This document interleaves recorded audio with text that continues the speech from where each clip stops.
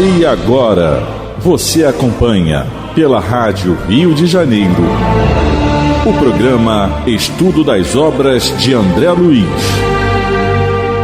Vamos refletir sobre o livro Nosso Lar.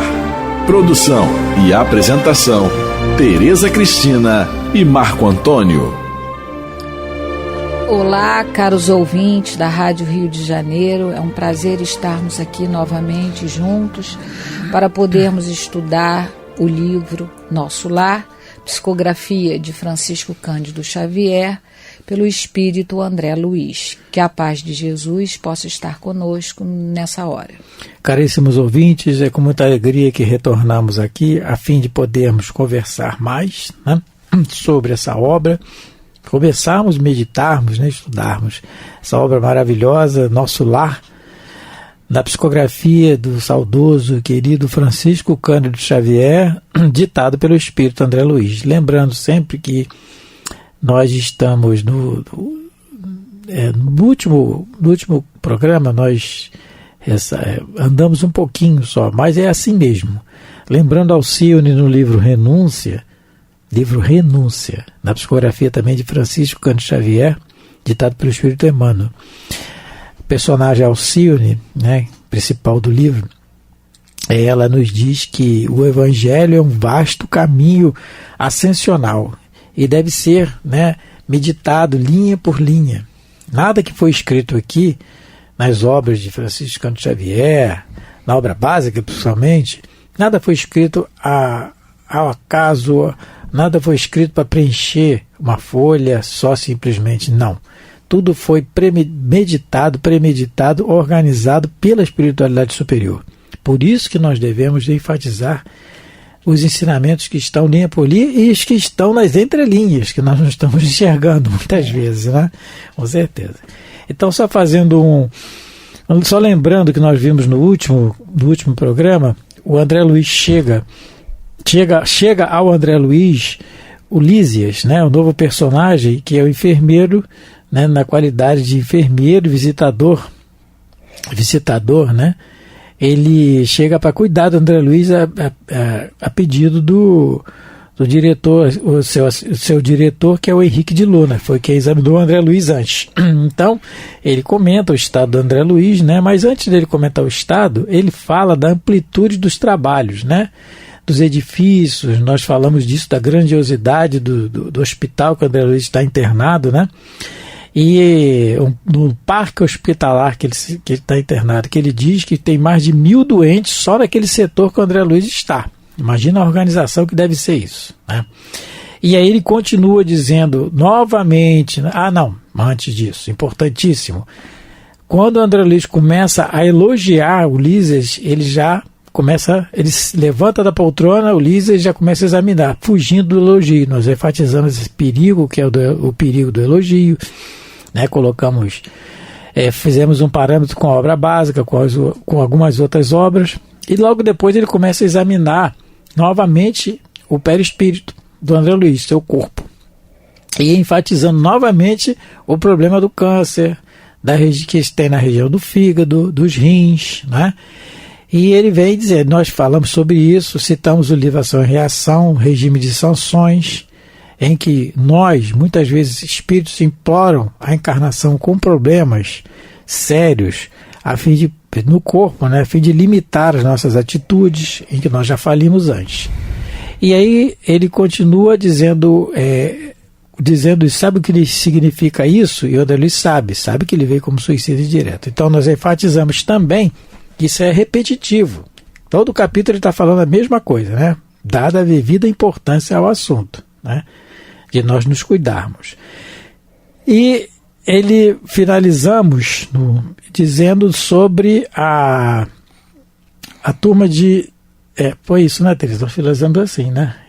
Foi isso. Então tá. Continuando agora no 16º parágrafo desse capítulo 5.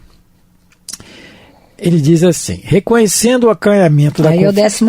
Aí é o 15º. 15º. A confissão reticenciosa apressou-se a consolar. Né? Na turma de... Por quê? O acanhamento da confissão. Porque o André Luiz já estava... Ele perguntou, você sabe o que significa isso, né? O seu fígado dilacerado, vestígios de câncer no seu intestino, o seu rim todo esgotado. Você sabe o que quer dizer isso, né? E aí o André Luiz se acanhou. Eu sei, já me falaram. E aí o Lísias, reconhecendo o acanhamento da confissão, já se apressou em o quê? Consolar. Olha a diferença. Se é muitos de nós, tá vendo? Você não fez o que devia, te avisei. Tinha um desenho que eu me falar assim, das motocas, eu te disse, eu falei isso, eu falei aquilo. Não é? Mas não é assim. No plano espiritual não é assim. Superior. E não é, e a colônia nosso lar, ela está na periferia do umbral, lembremos disso, né? Sim. Não é aquela colônia superior, nós nem imaginamos que seja, né? Se a gente for para lá, vai atrapalhar por enquanto. Mas, continuando. Na turma de 80 enfermos a que devo assistência diária, 57 se encontram nas suas condições. Isso aí dá uns 70%. Mais ou menos. Mas olha, eu vou te contar. Olha que você num dia cuidar de 80 enfermos. Isso. O nome do Lísias meu nome é trabalho.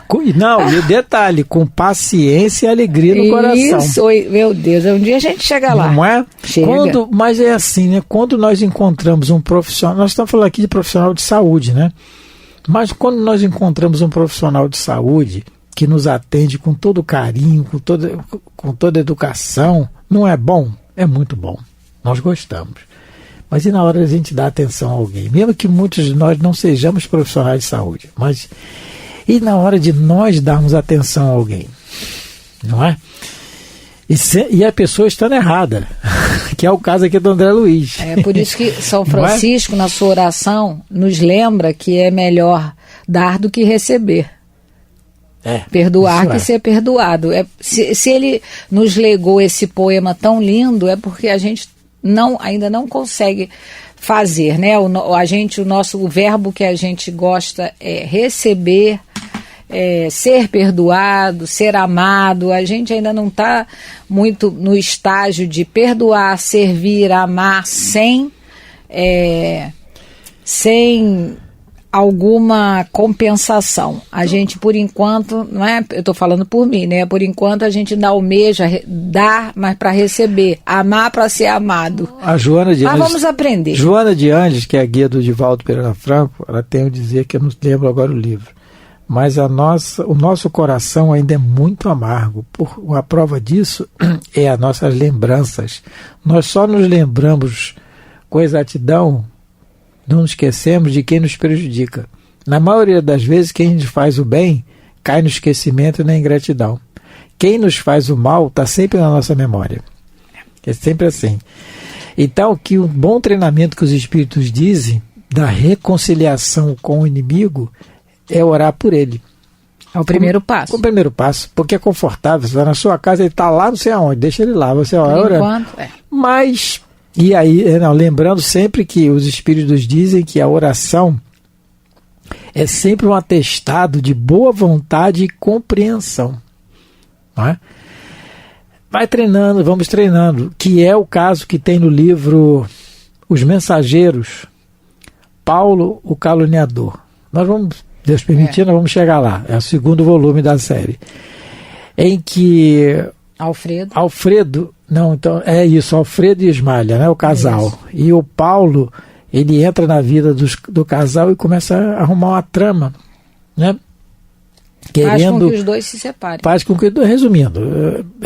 que os dois se separem, e aí realmente o Alfredo manda a Ismália embora, ele fica com as crianças, naquela época, década de 40, ela vai embora para a casa dos pais, e ele pega as crianças e some, viaja e tal. E depois que o Paulo, que caluniou, fez a calúnia toda, já no final da vida, ele fica doente, já está morrendo, chama o Alfredo e confessa para ele o que aconteceu.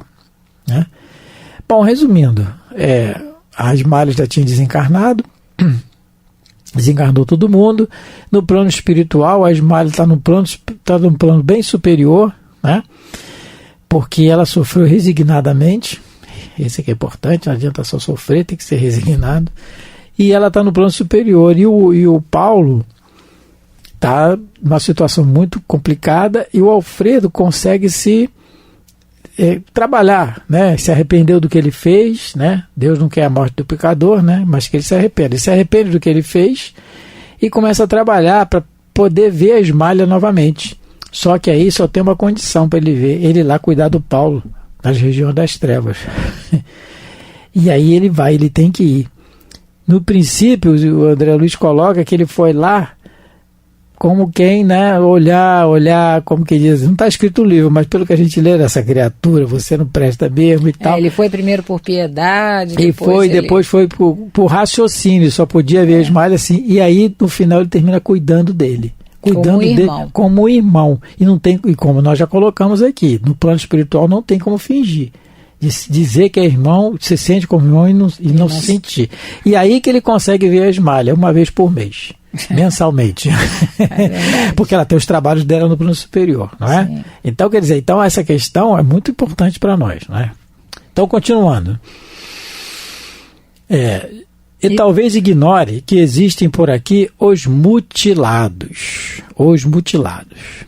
Já pensou nisso? Sabe que o homem imprevidente que gastou os olhos no mal aqui comparece de órbitas vazias? Aí nós poderíamos ver aqui e dizer assim, no plano espiritual você vai ficar cego. Aí nós pesquisamos aqui e achamos na Revista Espírita. Cego, paralítico, mudo. No caso aqui vamos membro que foi causa de escândalo. Como diz o Evangelho, no capítulo 7, eu acho. Vai entrar na vida mutilado. Seja na vida espiritual ou na vida corporal. E aí, na Revista Espírita, do ano de 1869, já no final da encarnação de Kardec, novembro de 69, né? Allan Kardec coloca na Revista Espírita, o título é Dois Espíritos Cegos. A história é longa, nós vamos só resumir. São dois espíritos que se manifestaram muito perturbados, e um deles dizendo assim, eram marido e mulher, era um casal, e um deles diz assim, sou um pobre infeliz, que não vê mais e que ainda encontra às apalpeladas os lugares que lhe são familiares. Então ele está num tormento muito grande, procurando a mulher dele, não acha, e não está enxergando. E o espírito explica na reunião o porquê que ele está assim, que ele usou os olhos só para perseguição e fazer o mal, né? Aí ele fala assim, o que ele lamenta são os prazeres que não pode mais desfrutar, a companhia que partilhava da vida folgazona, ele usa o termo folgazona, e a quem a orgia fazia que esquecesse o sofredor e o infeliz. E vem explicando o porquê. Mas tem outra comunicação que é da esposa dele, que também está cega, não consegue enxergar. E aí no final o espírito explica,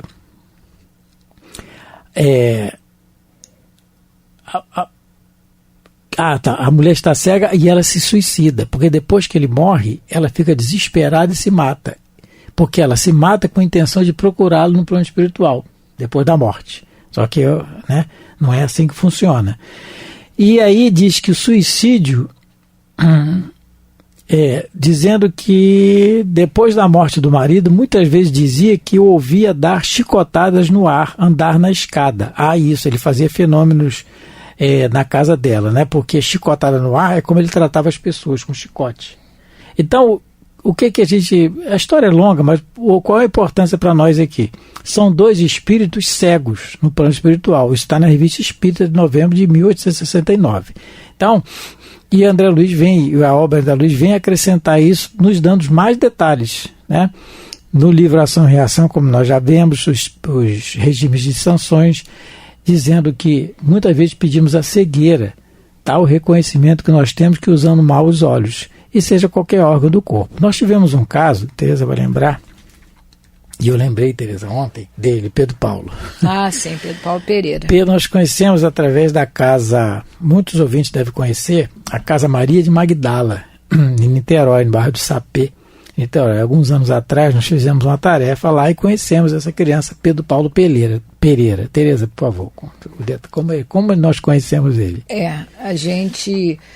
ele tinha um ano de idade, e a gente soube do caso dele, que ele era um menino que morava, ele foi recolhido porque ele morava debaixo de um viaduto e ele que ele foi acolhido pelas irmãs de caridade, pelas freirinhas da Madre Teresa de Calcutá. Lá de Realengo. Lá de Realengo. Foi onde a gente conheceu ele. Só que toda hora ele precisava ser internado porque ele estava com condiloma, que é uma doença venérea, e ele tinha AIDS, né? Já nasceu com AIDS, e esse condiloma é porque ele, com 1 ano de idade, ele foi abusado sexualmente.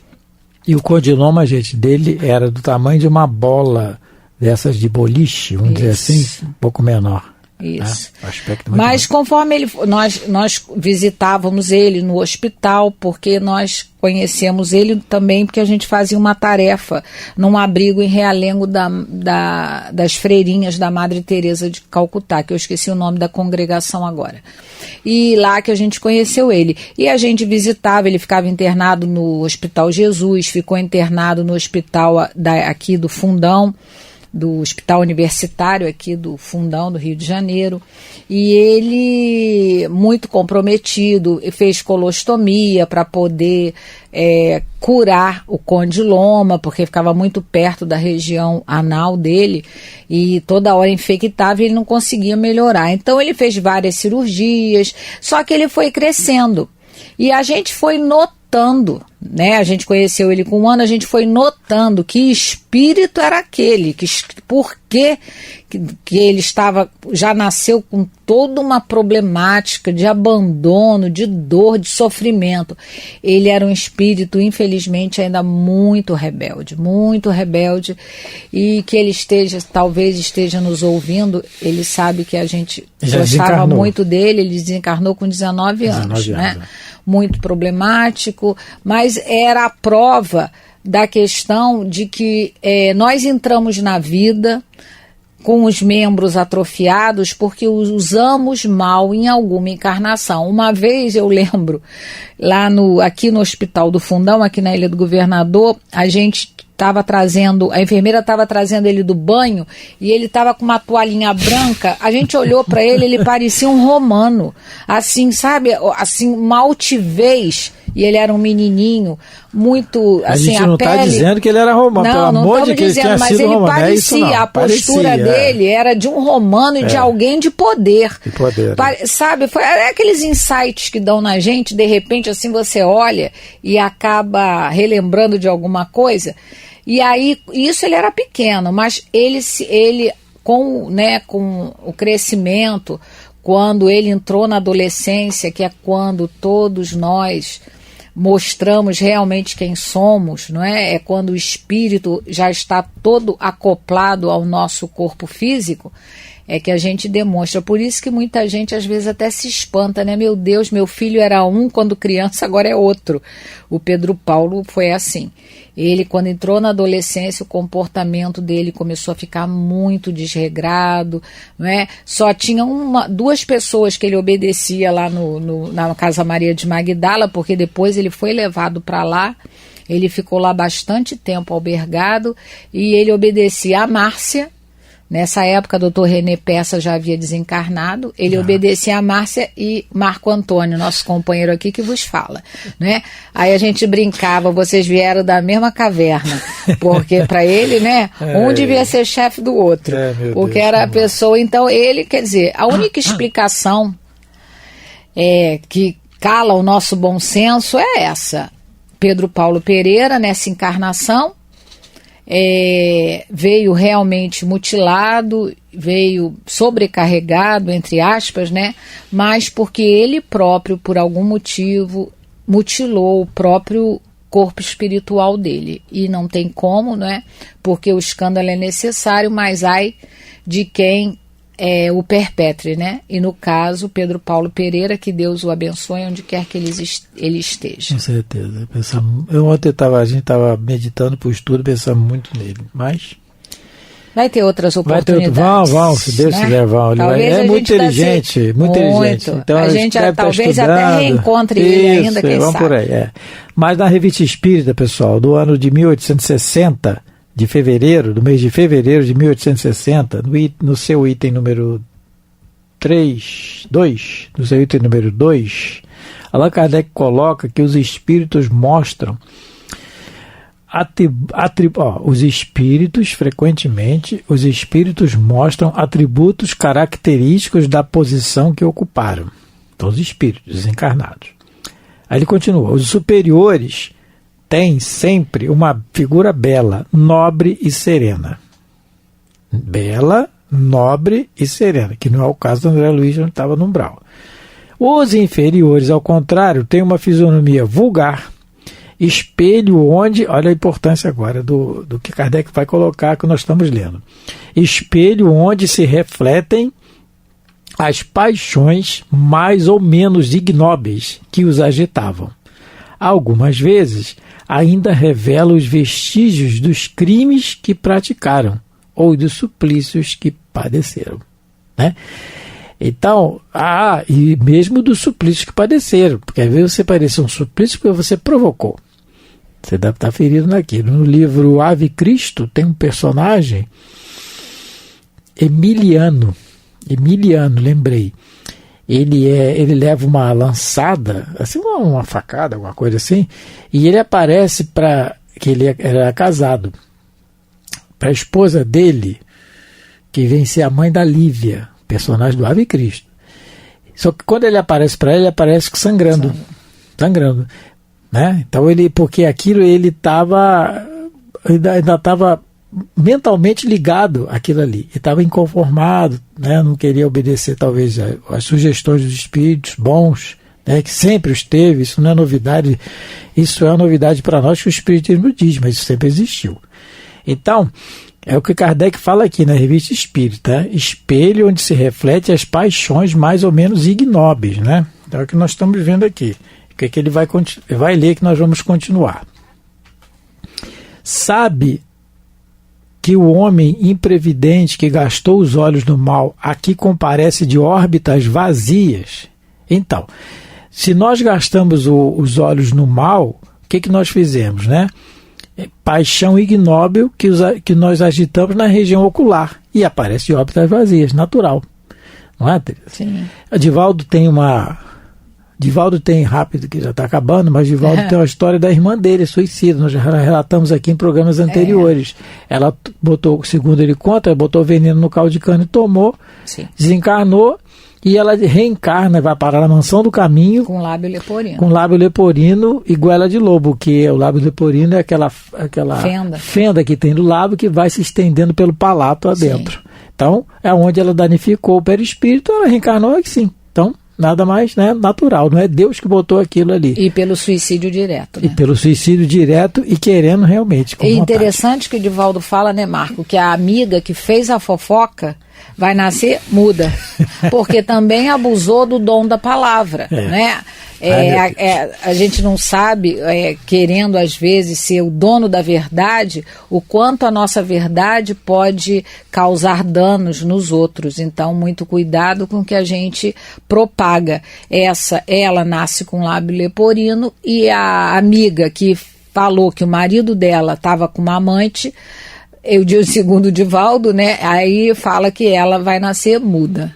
E ele fala isso para ela, porque ela vai para a mansão no caminho, estuda lá, ele fala, você tá assim. Por que eu sou assim? Né? Porque ela chamou ele pelo apelido. Pequenininho, o Divaldo contando, é muito emocionante. Ele bota a mãozinha no joelho dele assim, a única criança que chamava ele de Di na mansão do caminho, todo mundo chamava de tio. Di, por que eu sou assim? Porque você tomou veneno. Diz ele que falou pra ela assim. Sim. E a sua amiga ele fez a fofoca. Pro espírito, falou pro espírito, é claro. A sua amiga vai vir muda. Então, meus amigos, mais uma vez, muitas lições que André Luiz tem para nós, né? Então, muito obrigado pela atenção. Que Jesus continue nos abençoando, a nós todos.